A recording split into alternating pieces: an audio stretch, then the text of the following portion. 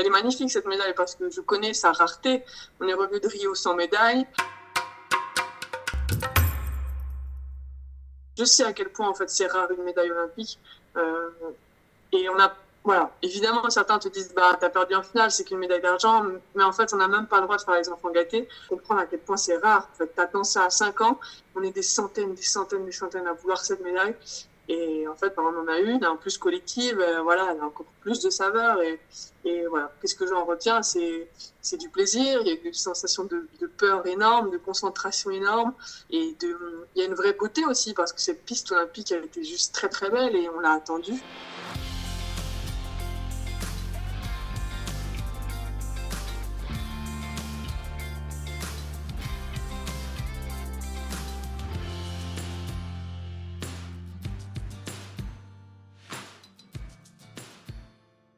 C'est des sourires, de la politesse, du respect du peuple japonais qui, moi, m'a profondément, humainement touchée. Et surtout, c'était un combat de chaque seconde pour se rendre compte que cette médaille, elle est très dure à aller chercher.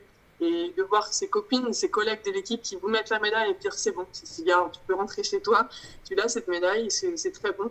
Et ce qui est encore plus bon, c'est que ça dure et qu'on a envie de la montrer à ses proches, à sa famille, à la Bretagne, de pouvoir la montrer un peu à droite, à gauche. Vas-y, touche-la, mets-la autour du cou, et de voir qu'il y a cette émulation qui perdure, et ça, c'est très bon aussi.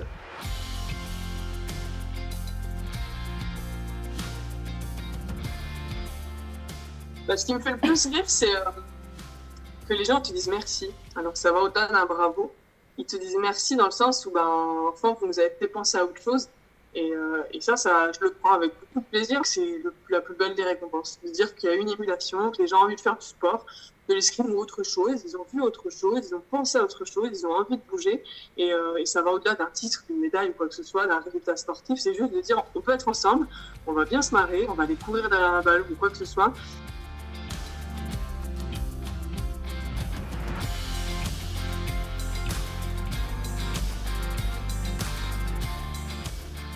On avait travaillé pour, c'était clairement l'objectif que d'aller à Tokyo et de ramener une médaille. Mine de rien, d'avoir un peu accompli la mission, ça rend le rêve encore plus beau. C'est vrai qu'à la fin de la compétition, on a juste le sentiment d'avoir fait ce qu'on avait à faire. C'est quand même notre métier, voilà, on s'entraîne dur pour. C'est surtout en rentrant en France où on s'est rendu compte qu'effectivement c'était quelque chose d'extraordinaire ce qu'on avait pu faire.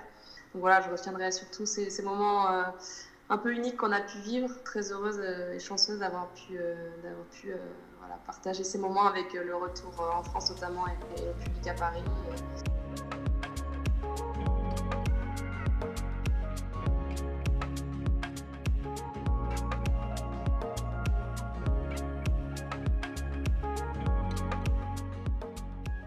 Je pense que les Jeux ont mis un peu en lumière la discipline sur le fait que les néo-novices sur le rugby notamment, et là encore plus le rugby à 7, ont pu découvrir cette discipline.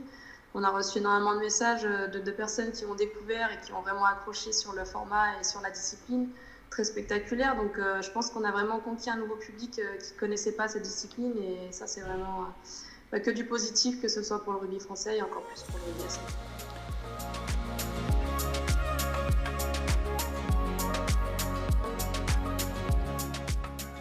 Je pense que je ne réalise pas totalement encore ce que ça peut m'apporter.